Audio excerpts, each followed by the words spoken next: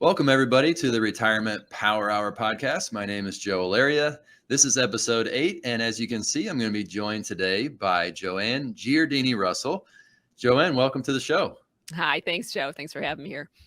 So excited, Joanne, to talk about today's topic, which is Medicare, which is something that our clients and many baby boomers out there turning 65 every day. Is there still 10,000 every day turning 65? 11,000. Got Wow. up to 11,000. Yeah. All right. All crazy. right. So many people having to deal with Medicare. Nobody teaches anybody about Medicare aside from what you do and what we're trying to do, but you don't learn it in school. Employers don't really cover much about this. So people end up turning 65, having no idea what Medicare is, what it does, how it works, what their options are. And that's what we're trying to help with today, is that those people that are, approaching 65 or maybe even over 65 that are already on Medicare, hopefully we can give them some good information today and insights. And Joanne is the owner of Giardini Medicare, and that is just outside of Detroit, right, Joanne? Right. We're in Michigan.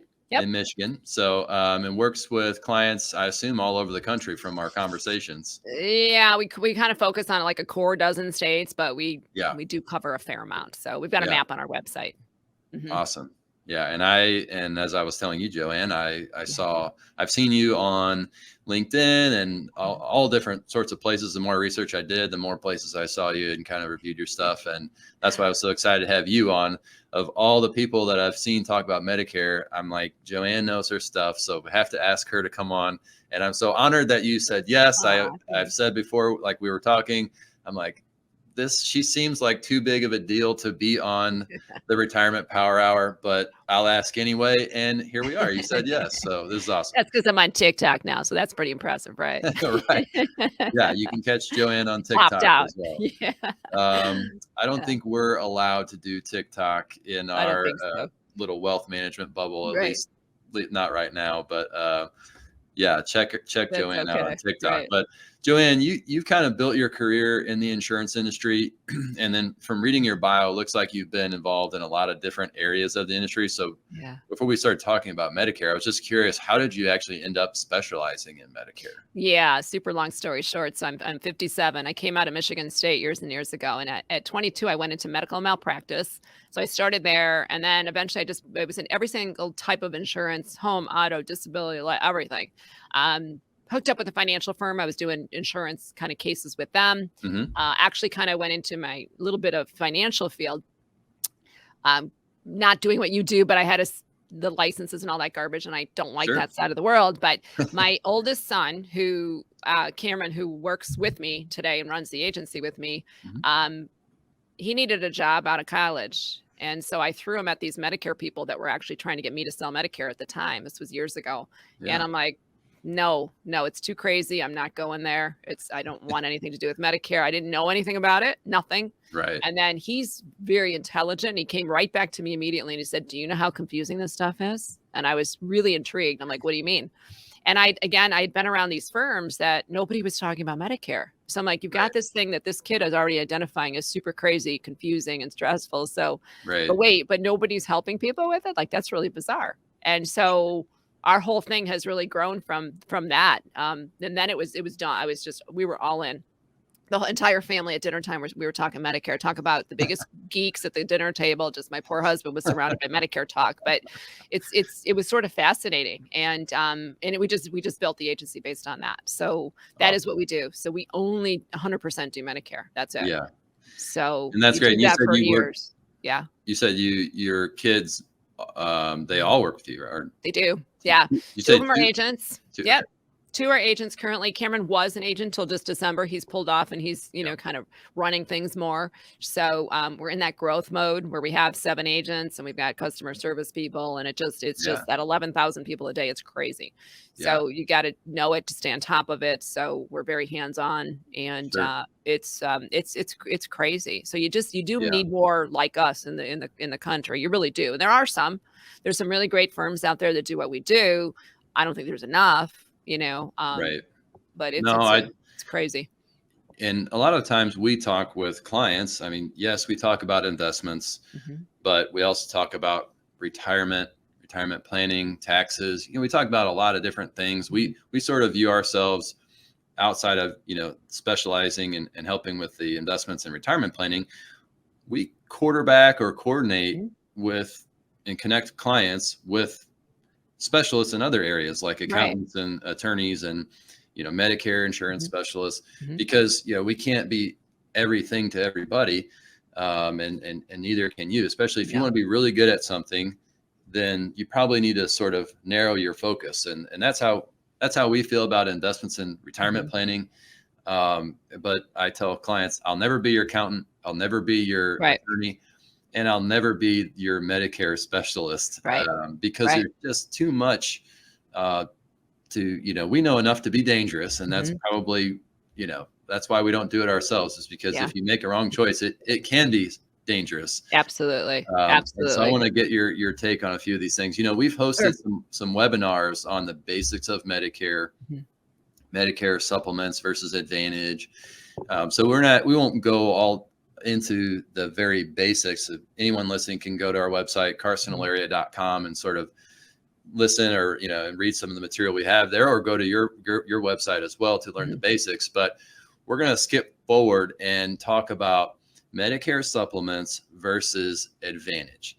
And as someone that spends every day dealing with various Medicare related issues, I wanted to get your take on how those nearing 65 or those that are older than 65 should evaluate supplements versus Advantage. And my first question is one truly better than the other? And that's such a loaded question, but I'll just leave it at that. Is one better than the other?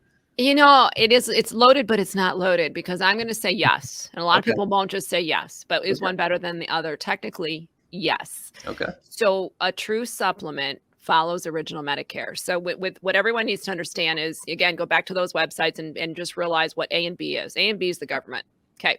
That's your starting point. So whatever you pick after that, whether you do a supplement or you do Medicare Advantage, you have to have A and B in place, and you're going to pay for those. So, okay, that's a moot point. So kind of shove that off to the side and decide, and then look at a supplement. So you pay more for a supplement every month, and it follows original Medicare, and it pays all your bills. So you're buying a contract to pay your bills. That's it. So let's just throw out $125 on average for a 65-year-old. You're paying $125 a month in, month out, to pay your bills. Medicare Advantage, 65% of those plans can be zero premium. Zero. Right. So is it free on the surface? Yes. But will you have copays and things like that? It's all based on usage. Sure. But when you get back to better, the supplement's going to pay all the bills. Is the Medicare Advantage? No. It's so funny. But every single person that we talk to, I know what they want. They want a Medicare Advantage plan. They want free dental built in. All right. And they want it to be a supplement, and they want it to cost zero. Yeah. And that's because it has some of the bells and whistles and the shiny objects, which are not. It's got some great perks. Yeah, for and sure. They're not bad. I mean, they're not bad at all. Silver sneakers, memberships to the gym, like you said, maybe some dental, over-the-counter benefits. A couple $100 a year. Get to spend your however much per quarter and just stock up on like Band-Aids and different whatever. I have clients. I've got some clients that they really like doing that. And then other people that are on maybe more of a fixed income, and they like that zero premium. So just let me, I maybe went too far too quick, but just really reviewing, part A is hospital coverage, right? Part B is medical physician services. And like you said, you get that. That's Medicare. Would you say, is it right to say that folks out there should sort of consider that like an 80%, it covers 80% of what their cost would be, but there's still that 20%, which is where you need to fill that gap with a supplement or an Advantage plan? Is that so it's 80, right? If you have original Medicare, just A and B, you're going to pay for that coverage, but you have an 80-20 plan, and you don't have coverage for the 20 unless you purchase that supplement. The people with Medicare Advantage, they unfortunately, they still pay for Part B, but they think they're still enrolled in the original Medicare system, and they're not. So those folks are truly don't look to Medicare to handle your bills. Look to your carrier. Maybe it's Anthem, maybe United Healthcare, maybe Humana, whatever. Look to that carrier to pay your bill. So it's a different, and that goes back to the whole thing of, is one better than the other? Technically, if you're sick, sure. But does it mean it's better for everyone to buy it? No. It really comes down to usage, what you want out of your health insurance. Some people have no problems with networks. So there's not that one's bad or good. It's just understand, and that's what we'll talk really lace throughout this entire conversation, is just understand what you're buying. Really understand what you're buying is the problem. People don't go into that Medicare scene with. And exactly. And I shared with you, and I'll share with the audience, that when I first got into the financial industry, actually, I did sell some Medicare supplements. That was one of the first things I ever learned in the industry. This was a long time ago, but they're actually, I would argue, Medicare supplements are very easy to understand because every plan across every company, plan N, plan G, whatever, they all have to be the same. They're standardized. So it doesn't matter if you're United Healthcare or Mutual of Omaha or whoever. A plan G is a plan G is a plan G is a plan G. And they're the same. So your benefits won't vary. So that actually makes it very easy. So what is I guess the two things you're looking at for Medicare supplements are just price and carrier. I would say really carrier. We focus on carriers a lot. Carrier stability, right? Because you got a lot of new players that come into the scene that they entice agents to sell their product because they're giving extra money and bonuses and all that. However, they can be gone in 2 years. You don't know, or they can have a 30% rate increase in 2 years. So you got to be careful. And we're going to talk about pre-existing conditions later, but that's a big factor. So we don't play that game. We stick with solid carriers across the country. We want stability. We don't want the complaints. You don't want the hassle.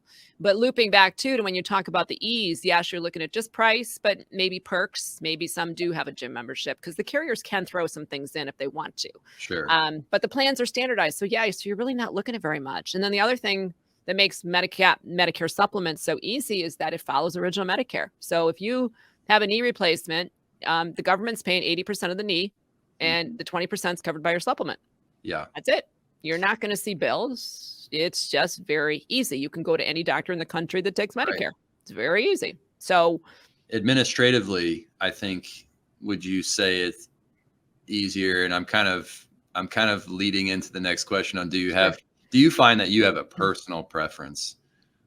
I do, because it's Medigap. So when people are sick, we routinely hear, a couple things. We either don't hear from them. It's like, oh, I didn't tell you I got lung cancer 2 years ago. If we don't hear from them for 2 years and they have their coverage, that is telling you how great it's working. Right. So they're very thankful when they have the good coverage. So that is huge. If they have lung cancer with the Medicare Advantage plan, they're, dealing with a network. Maybe they can't go to this cancer center. Maybe they can't go here. Maybe they're, chemo and radiation is a 20% copay. That's pretty darn pricey. So maybe they hit their max out of pocket of $5,000 that year and they're not super happy, but thank God they have the plan. One of the great and powerful things with Medicare Advantage is it has a max out of pocket. That's actually a great thing, because if you have that 80-20 thing, 20% is not covered. I mean, or uncapped, I should say. There is no limit. So to put a Medicare Advantage plan in place for someone that can't afford it, that's fantastic. You got a max out of pocket. That's great. And so, we've talked about this, like I said, on past webinars, and we've never recommended one way or the other. I think every situation's different. It's unique. You do need to look at where you live, what state you're in.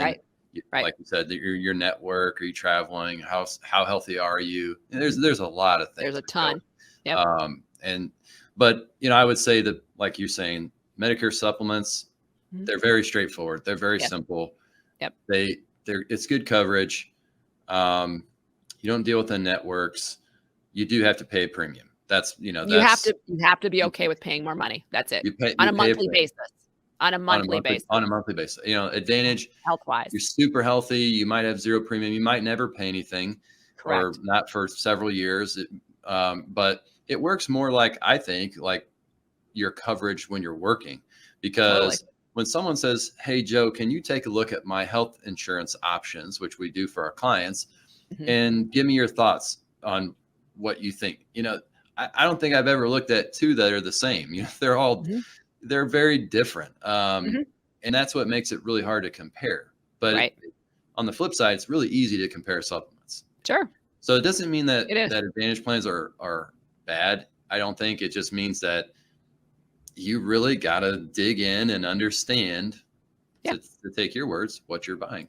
Yep, there's a lot of moving parts. My coverage right now, I pay $807 a month for garbage coverage in Michigan. Okay. But I will say I never use it. So, Yeah. I haven't, knock on wood, I can't remember the last time I really paid for much other than, $100 maybe for an ophthalmology visit. But Yeah. all insurance is great until you need it, right? So Mhm. that's kind of the essence of what we do also. But Yeah. if I had my choice and I could be on this, Medicare Advantage plan now at my age, which I can't, I would take a zero premium. But I also know what's around the corner regarding pre-existing conditions. So Yeah. I probably wouldn't take it. So that's just Right. me. And I'm willing to pay for healthcare.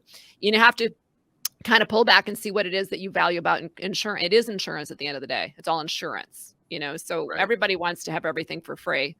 But Yep. when the house burns down, what kind of coverage do you want? And I always Right. kind of liken it to musical chairs. If the event happens and you do get sick, what plan do you want to be sitting in, and what makes you feel good and sleep better at night, right? Sure. And you can extend it to beyond just the plan. Maybe it's the family too, because the family can be impacted by. This sounds crazy. It can be impacted by the person's choice. Maybe they have a Medicare Advantage plan that says they can't go to the skilled nursing facility 2 miles from their house. They have to go to one Sure. 30 miles away. Or maybe Right. they can't even get into the skilled nursing facility because the plan said no. Those Right. are different rules and considerations. And then all of a sudden that affects everybody. The kids are scrambling. Well, how do we help dad because he can't get in there, or he's, half an hour Right. away. So there's a lot Yeah. to it that people don't see on the surface. They see zero and they see, or an expense for Medigap. They see, you know what I mean? They see two different things. And so we have to break down those conversations, because it really just, Right. you want stress reduction with all Yeah. this. And like when you're saying zero premium, again, we're talking about those Medicare Advantage plans that are out there. Some of them, many of them, they don't make you pay a monthly premium. Right. And your supplement, if you chose a supplement, you do pay a monthly premium. Mhm. Yep. But your supplement, I don't want to say that's all you pay, but let's say you get a plan G, Mhm. then you pay your premium, and there's a Part B annual deductible of a Mhm. couple $100, depending on when you're watching Mhm. this, that you'd have to potentially cover. And then Right. That's it. prescriptions aside, Yes, not talking prescriptions about aside. those right now. We're just talking Right. about hospitalization and medical, services. Once you pay your premium and Mhm. the Part B deductible, Mhm. then You're done. you don't pay anything else. Right. Now on the Advantage side, again, you're not paying a premium, and you have a max out of pocket like you've referenced. Mhm. So that's a really good number to understand, is Mhm. if you go with Advantage, or if you're looking at Advantage, what is the max out of pocket? And I would just assume sort of that that's your premium. Mhm. If it's way more than what you could pay for a supplement, I'm not sure that makes a lot of sense. We've had them where they've been kind of close, Mhm.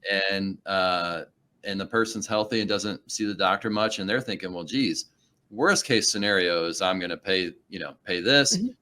whatever, Mhm. $3,000. I don't even go to I see the doctor one time a year, so Right. chances are I'll probably pay $50.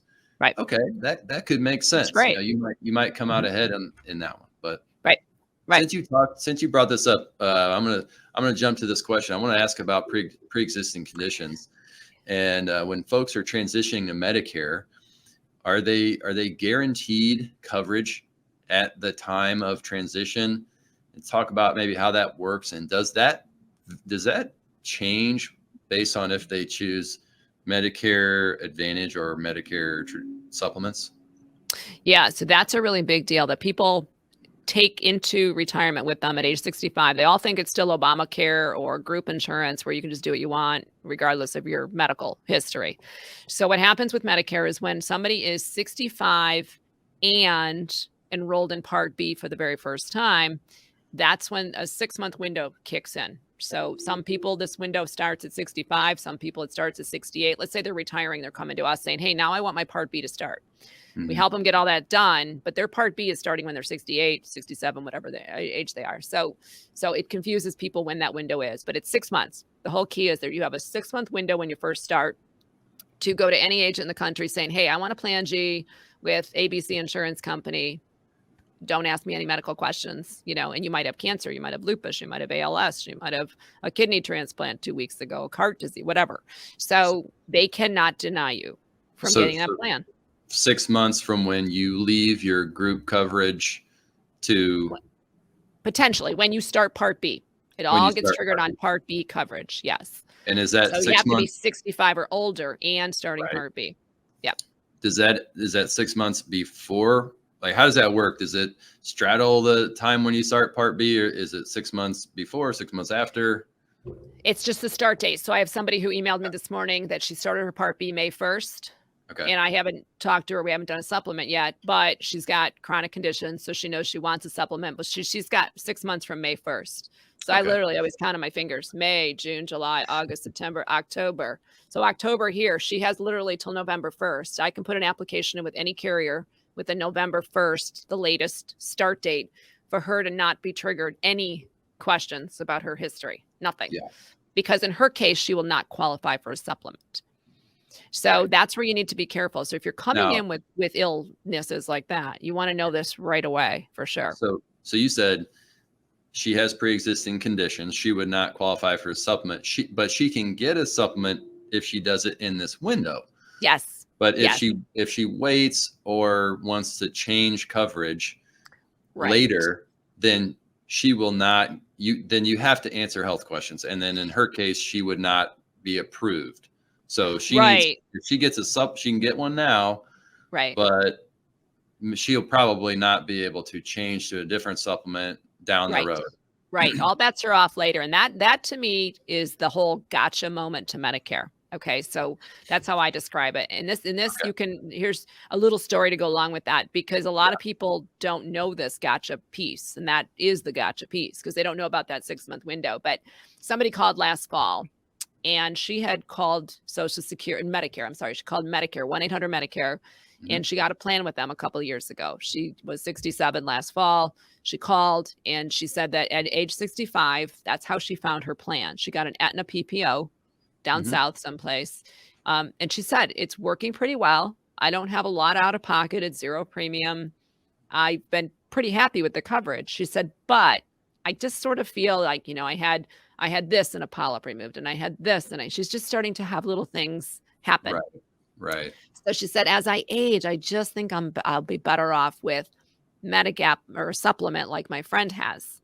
Mhm. So that's how she called us. And so I said, great, makes total sense, right? Let's start talking about your health history. She said, well, I thought I could just get one because I'm calling between October 15th and December 7th. That's when the annual stuff starts. And I said, well, no, you have to answer medical questions because you've been in that plan for a couple of years. Talking through her medical, she had heart issues that will not allow her to purchase a Medicare supplement. She Right. had no idea. So the couple downsides, she called Medicare. Medicare doesn't tell you about Medicare supplements. They enroll you in Medicare Advantage plans. They don't talk Really? about Medicare supplements. They do not. Correct. So yeah, Wow. there's Okay. I didn't know that. there's largely a shift because the government would prefer everybody be in Medicare Advantage plans. They pay the Medicare Yeah. Advantage plans across the country to run those plans, because what it does is it takes the risk off of Medicare, right? And Oh, yeah, cost, for sure. Right. right? So Yeah. they don't discuss those. So that's how she ended up with that. So it's really just a bummer. Wow. Then that was her only. How would she know? So it's So not a bad, like I said, and it's not necessarily a bad thing, no. but if you want, and that's one of my next questions, is that's a major difference between these two options of Mhm. should I get a supplement Mhm. or should I get an Advantage plan? Mhm. We talked about if you get a anyone can get a supplement if you get it in At the that right time. window.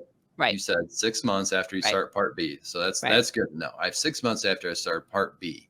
Mhm. And that I'm assuming that's if you're working, you're retired, doesn't Anything. matter. Yeah. Yep. So Just 6 starting months. Part B. Yep. But anytime you want to change a supplement, go from supplement to supplement, or I guess I should say go from Advantage plan to supplement. Both. Anytime you want to Both. go to a Yeah. new supplement, you're going to have Right. to answer health questions. Yeah. after that 6 months forever. Right. Right. So the And difference is Advantage, you don't have to do that. If correct. And you, so that's where the industry advertises that whole open enrollment time. They yeah, call it and you can change. A lot of people will just say agents will even say, well, you can just change your plan next year if you don't like it. And I'm sure that was what she kind of heard with Medicare when she called in for that plan. They said, well, if you don't like the Aetna plan, you can change next year. The consumer hears they have carte right, blanche to go get what they want, and right, then it's not true, right, right? So just imagine being the consumer that you just didn't know it was available to you and you would have picked it yeah, maybe, right? It's just not sure, fair. It really isn't fair at the end of the day. yeah, I'd be really and angry. there's a couple windows. There's the October 15th, right, to December 7th. Is that Yeah. correct? Yeah, Okay, I you got got it. that one right. Good job. All right. And tell us just what you can do during that, because my understanding, I thought there used to be another window that was at the beginning of the year, There January to is. March. Yeah, So there is.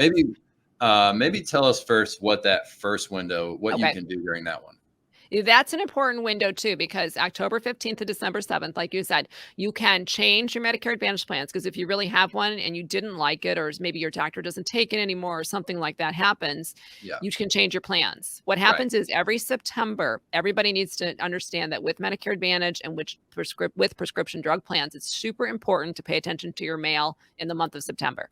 In September, all the plans are legally required to give you their changes and tell you what's going on, what this is going to happen with your plan. This drug isn't covered. This is your premiums changing, whatever's going on with your plan. That's your Right. time to really look at your plan, right? And then if you want to make a change, fine. During that window, make the change, and the new plan will kick in December 1st.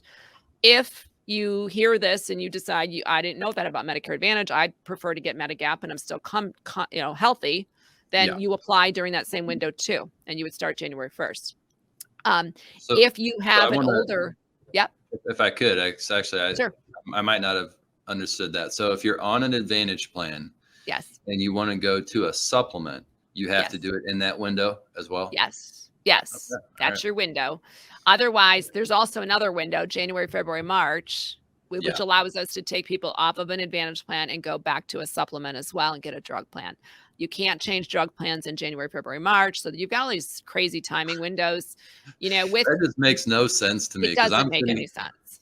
I'm sitting here thinking, okay, let me mention something that we may not have touched on, but if you want to go from supplement to supplement, you can do that any time of the year, Yes, right? yes, So you can do yes, supplement to supplement anytime during the year, right, doesn't matter. right, Okay, so that's one thing, right? right, We said right. if you want to go from, gosh, now you got to keep it all straight, but if you want to go from supplement to an Advantage plan, Yeah. then that has to be October to January. Well, October, but then you have January, February, March that opens up again. So it's So you silly. can go from supplement to Yeah, Advantage plan the beginning of the year. But if you want to go pretty from much.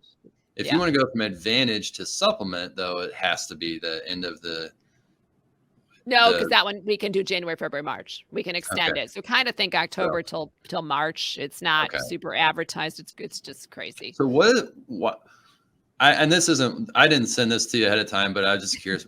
What are these It's okay. periods called actually? So you've got the October to December is called, what is the name of that That's enrollment? actually the annual election period. It's not open enrollment, which is what throws people off. Open implies you can do whatever you want, right? It's the Yeah. annual election period. AEP is what we call it. And what's January through March? That is a Medicare Advantage disenrollment period, January, February, Oh, March. So you can just only do a couple of things there. Yeah. gotcha. Okay. Which is always So interesting because it's like, well, if the government ever wants everyone in Medicare Advantage, why do they give you this big window to get out of it potentially? yeah, right. And then you've got Well, other things. So I don't want to ignore too, but I don't want to dive into it either. But there's things no, called trial rights. So maybe you at age 65 went to Medicare Advantage and you learned that you didn't like it, then you can get out. So there's all these different right. nuances, which There's just really means to just find somebody that knows Medicare right, because there's exactly. so much to this. You don't Um, have 10 hours a day to do Medicare. So we thought do. about I've had that thought a few times just as we've been talking. It's like, I'm sure if you're out there listening, you're wondering what in the heck, your Right. What is head she talking about? if your head's not spinning yet, it probably will. I would say there's no reason that it needs to be this complicated, Right. but It it is. just, but Right. it is. Right. It's silly. It's not Joanne's fault. It's not my fault. It's just, that's just how it is. Right. Shouldn't be, but it is. Yeah. And so one thing you mentioned, though, I want to just make sure people hear is that if you do choose Advantage, Mhm. you have, I think it's a 12-month window, correct? Yes, you To do. change your mind and go on a supplement, guarantee issue. Is that right?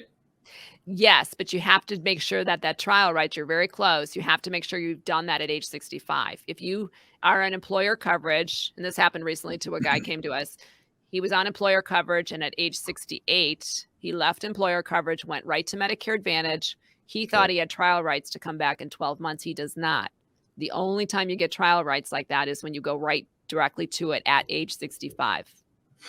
Okay. So that makes it who's Yeah. gonna know that? He argued And and he called Medicare and it's not and possible. again, I would say, yeah, I feel like he's right. I mean, Yeah, why would that be? But anyway, he's not. exactly. He wasn't right, but I'm on Right. his side. I think he Me should have too. been able to. Me too, but he can't. Yeah. So I told him, I said, "Go call the carrier. If they'll give it to you, that's great, but I will not put it through because it's wrong." So Right. and he called and they said, "No, we won't do that." So So supplement Advantage, supplements, like we said, they're more flexible and when you can change. So that maybe, gives yes. them a point in their on their side. Yeah. If you're keeping score here, supplements, you can change whenever you want. You do have to Right. answer health questions. Right. Advantage, you can't change whenever you want, but you don't have to answer the health questions. Yep. Right? Or are there any health questions you have to answer to be insured under Medicare No. Advantage? No, there used to be, end-stage renal disease, but they took that off a couple years ago. Okay. So there's So nothing. Absolutely nothing. I was going to ask about that because I thought that was the one, but good. See, I learned Fun. something new today. I mean, wasn't the first thing, but let me look here. So one of the problems that you kind of just mentioned is people sometimes continue to work. Right. But people have different situations. Not everybody retires at 65. Some people are before. Some people can continue working. And I know that one of the major issues or questions that we get is, do I need to enroll? And there are penalties for maybe not enrolling in Part A, Part B, certain things. So I know because I've researched this enough that you won't be able to answer that fully because of all the situations. But can you just shed some light on, Yeah. do people need to enroll at 65? Yeah, and that's my favorite question actually, because I start every webinar seminar with that whole concept of, do you even need to enroll? Just because you're 64 and a half and approaching 65, our big Yeah. question for us, and that's our job, is to figure out, do you need to do it? And the answer is Right. no. There's a really great fact sheet with the government from CMS, and it says deciding whether or not to enroll in Medicare at age 65. That means deciding whether or not. That doesn't mean automatically do Right. it. It's like, just stop and read and go logically. So that's all we really do. So we come in and just say, okay, if you're working and it's a large employer, which is over 20 employees, you're on their group plan, you like your insurance, maybe your spouse is on the plan, you're going to work a couple more years, you're not contributing to an HSA. If all those factors fit you, go ahead and enroll in Part A of Medicare only. Do not do Part B, and then come see us when you need Part B. That's it. That's Right. how easy it can be. However, let's say in that little equation, you are working, it's a large employer, you're not doing you are funding your HSA and you love your HSA and you don't want to give it up. Well, then don't do anything with Medicare. That's it. Don't do anything. Right. The only time you're automatically going to be signed up in Medicare is if you're taking and collecting your Social Security benefits prior to age 65. Those people will automatically be enrolled into Medicare, both A and B, but it doesn't mean they have to keep Part B. So same Right. kind of assessment. Well, I'm on my husband's plan. I don't need Part B. Well, then turn the little card over, sign it and give it back, and it goes away and you don't pay for it. So Right. we try and make it that simple. I know it sounds a little Sure. silly and I'm trying to be basic, but that's how it should be. It's like you have a basic half dozen questions. And Right. that's the most important thing, is to triage that situation. And every person should be doing that at 64 and a half and going through the Right. little triage conversation. We get people calling and say, well, turning 65 this month and I'm doing an HSA, blah, blah, blah. And the last person I talked to, I said, well, don't do anything. And she's like, shoot. And she already did. She already enrolled. I'm like, well, why are you calling 2 weeks before? Right. Because She said, well, she wanted to hear that she did the right thing, but yeah. And she didn't. I said, well, if you want to do your HSA, then you just did the wrong thing. She said, but HR told me to do it. I said, well, HR is wrong and you shouldn't have done Right. that. So she was able to unwind it, but she caused all this stress for herself where all she had to do was call us 2 months prior to when she did. So Right. just don't wait. I know you're all paranoid. I know you don't know who to call and all that kind of stuff, but you only hurt yourself. Right. So And as far as the penalties, I want yeah. to make sure I have my understanding on this Yep. correct. So if for most people, it's not for everybody, but for most people, Part A is free. Correct. If you have enough work credits, Orders. Yep. yeah, then Part A is free. Therefore, there's never any penalty for not enrolling or enrolling late in Part A, correct? Correct. Right. Okay. Right. But Part B, Yep. you do have to pay for, Yes. regardless of your how many quarters you have. Yep. And there is a penalty for enrolling late in Part Can B. be. Yep. There can be.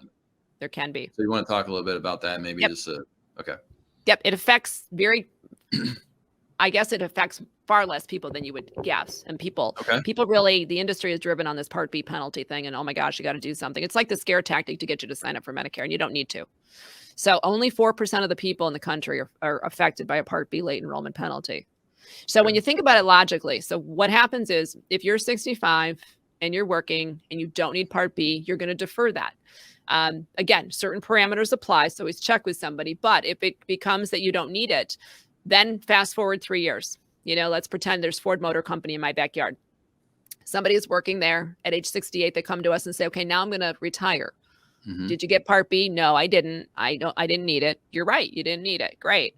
So what we do is there's a form called an L564. That form is fantastic. I can send it to you so you can have that on hand. That form goes back to HR at Ford, and all they do is sign off that Joe Smith has had Ford coverage since he was 65 years old. That goes to Social Security with Joe. When he signs up for Part B, he says, hey, my Ford insurance is ending in August, so I need my Medicare to start in September. And then it gets all hooked up and there is no penalty. So again, that form is what verifies that he's had coverage. Now, if Joe retired at 65 and did absolutely nothing for coverage for 3 years just because he was living in a cave and didn't need health insurance and he just did nothing, then he decides he wakes up at age 68 and says, oh my gosh, I need Medicare. He's going to get a penalty because he had zero coverage for 3 years. That's a late enrollment penalty situation. But again, when you think logically, nobody calls us and says, hey, I'm going to retire in 3 months. Can I get my coverage together in a year and a half from now? And then have a penalty because they have a gap, right? Right. You know what I mean? Well, it's like they're worried about their coverage. What about people that work for small employers that are going to work past 65? Because I just read it on Medicare.gov. That's where we just shared any information we put out or event we've done. It's always from Medicare.gov, and Medicare.gov, I think, from what I read in the past, says that if you have 20 or 20 or more, then you can defer Part B. But if you don't have 20 or more, then even if you keep working, you have to sign up for Part B. Well, and the reason is it's different. Yes. And that is true. So if it's an under 20 situation, you got a small CPA firm with 8 people, right? Yeah. And that person's turning 65. The reason they have to sign up for Part A and B in that case is because on the day that the person turns 65, this gets extra confusing, then Medicare becomes primary insurance for them. Whatever company they have at work, they can still stay on their employer coverage and they will not get a penalty, but they have to. So it's a different issue. It's a claims issue more so than a late enrollment penalty. Because again, Medicare is primary insurance. If they don't have primary insurance in place, if they just ignore it, and actually here's another great example because the stories tend to really teach the most. We had somebody it was in that situation. In January, she turned 65. She called Social Security and said, hey, should I enroll in Medicare? They told her, they asked her, you're still working? She said, yes. They didn't ask how many employees. Right. Big problem. Okay. Yeah. So there were 3 as all. Okay. She did not do Part B of Medicare. She did the free Part A. Yeah. And she did not do Part B. Unfortunately, she has an oncologist. She has cancer. She had scans. She had all this stuff going in January, February, March, April this year. She called us in May because she got bills for $20,000 that were racking up because her insurance company. Now, again, remember, she stayed on her group insurance. She thinks she's fine because she called Social Security. They said, you're still working. You're on group insurance. The group insurance carrier, rightly so, said, well, we're not covering those claims because you should have been on Medicare in January, Part B. You were not. And then therefore you're going to pay 20 grand. We were able to fix her from, May, June onward, but we can't go backwards and fix those claims. So that's the danger to the small employer situation. So you can see it's not a late enrollment penalty situation. She's not getting a late enrollment penalty. And that's what people worry about. She doesn't get a late enrollment? She's enrolled. Yeah. Right. So, I mean, now she is, but at the time, but no, she would not get a late enrollment penalty because she has qualified coverage. So it's very hard to understand the difference there. A lot of agents even goof that up. She has coverage. She has employer coverage. She's fine. She would never, even if she never went and got Part B for 2 years, she would not have a late enrollment penalty because she has qualified worker coverage. The issue is a claims issue. So if she didn't have employer coverage, yes, and she didn't have Part B, then she would have the late enrollment penalty. The key is if you didn't have employer coverage, correct? If she had just bought her own coverage in the marketplace and stayed on it for 2 or 3 years because she wanted to, then she's going to get a late enrollment penalty. Gotcha. So a lot of the key is it's worker coverage. That is probably a big misconception then, because it is. The, again, Medicare.gov is not really clear about this, but it says 10% for every year that you didn't sign up that you could have signed up for life. Correct. Which is true.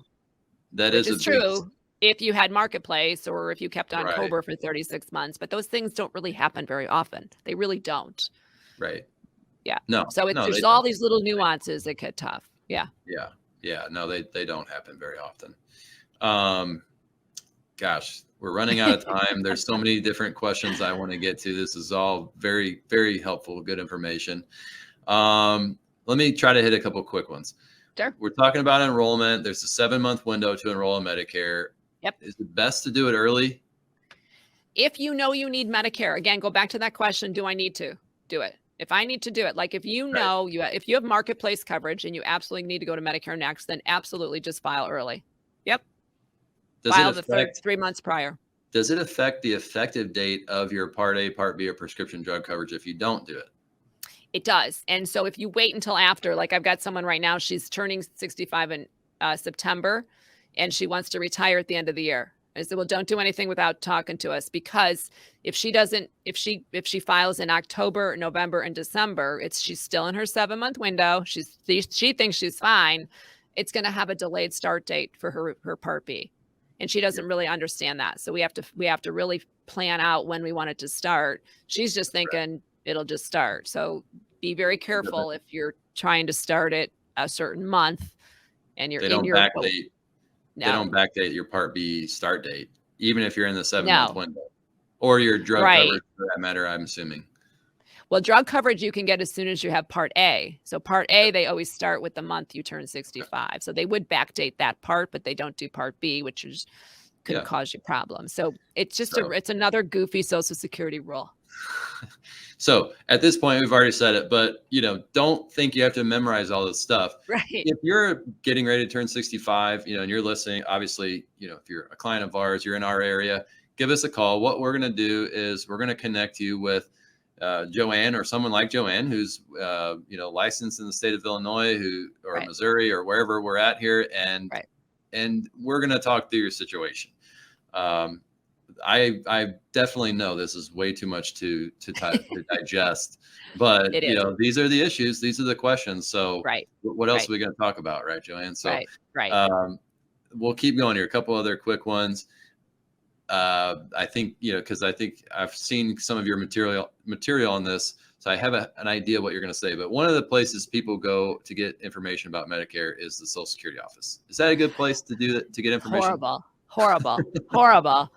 I had someone this week that literally went to sign up for their Part B, and then they came out dejected. They called and they said, well, they told us that we have a 1-month gap if we're getting a penalty and she can't have medical next year. And I said, you know what? They are absolutely incorrect. I'll send you the information. I will send you their policy manual, and you can go show the person tomorrow when you have to go back in that they're wrong. So they went back in literally yesterday, sent me a text after. That was so easy. He's done.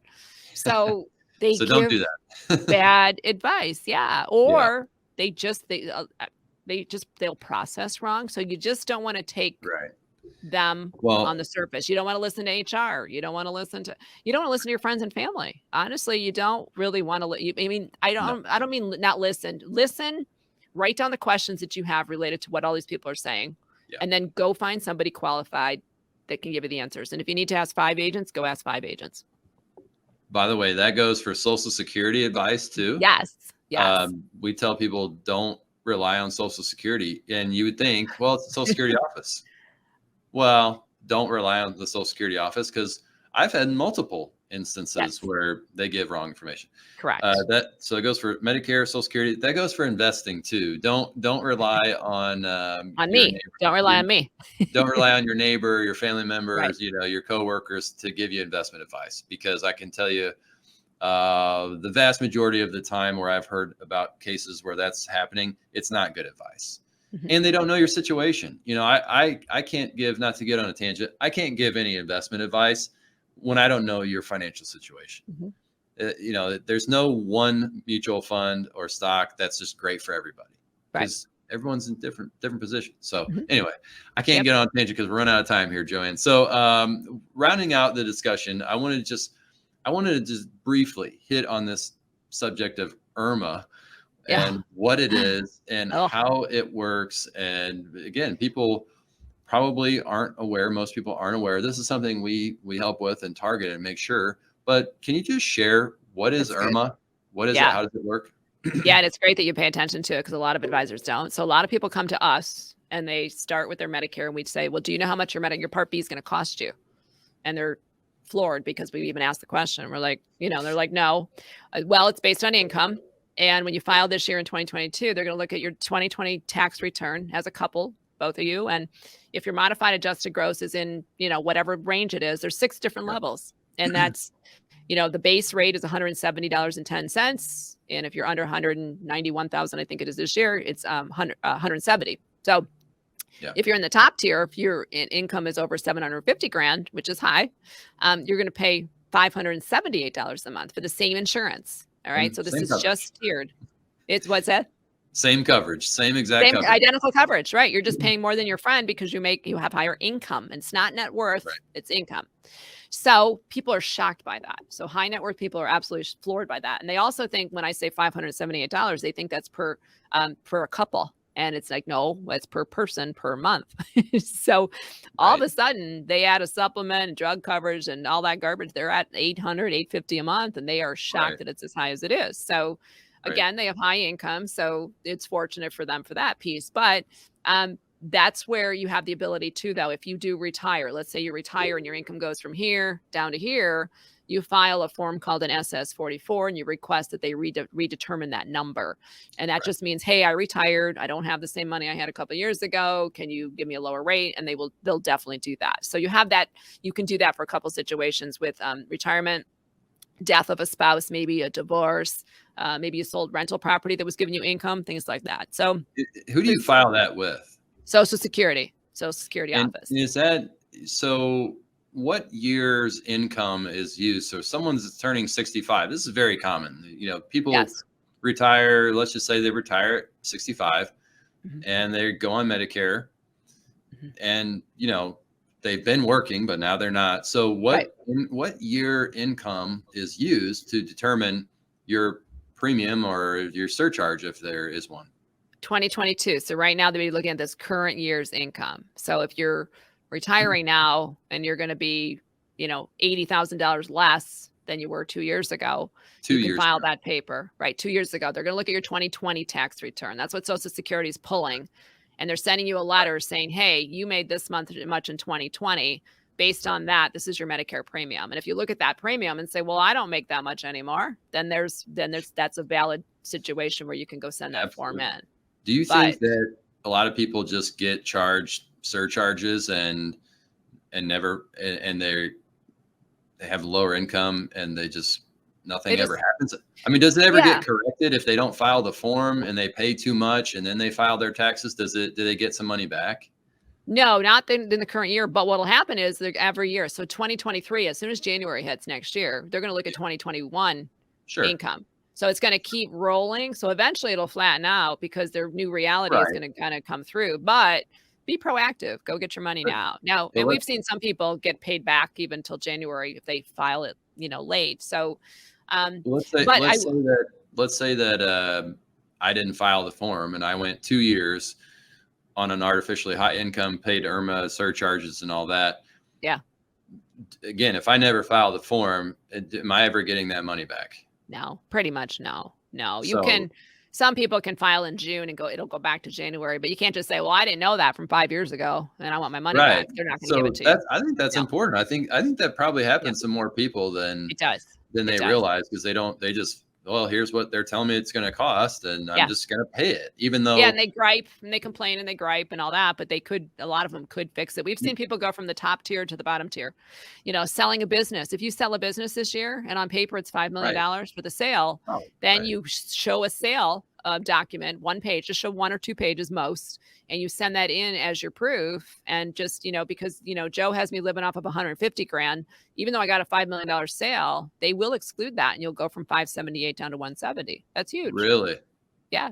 Huge. So really. think of how you're structuring your business sale. Are you doing it over 5 years? Are you doing it in 1 year? Right? Because then you can easily argue the 1 year. But I talked to someone recently who sold a business, but they also have some rental property as part of it's a lease going on, and that's Yeah, producing 550,000 a year for 5 years. Well, right. they just stuck themselves in the income category, the higher ones, because how they structured the sale of the business. Which So if it's a sale of a business in this year, they sell a business this year, that income from that sale can be excluded. yeah. Oh, interesting. Okay, Yep. Yep. good to Just know. show the one-page sale document. We did it recently with someone sold a marina. So show the document and they were going to be living off of 150 or 130 grand, with reality. Right. And they totally got it reduced. And now they'll have to do it again next year because when they look back, it's going to be in that 1 year, that keeps creeping up. But so what? Okay. You just you do the same paperwork next year. And that's totally, doable. Awesome. All right. Well, my last question here is my favorite one. I know one of your favorite people in the world is Joe Namath. Ugh.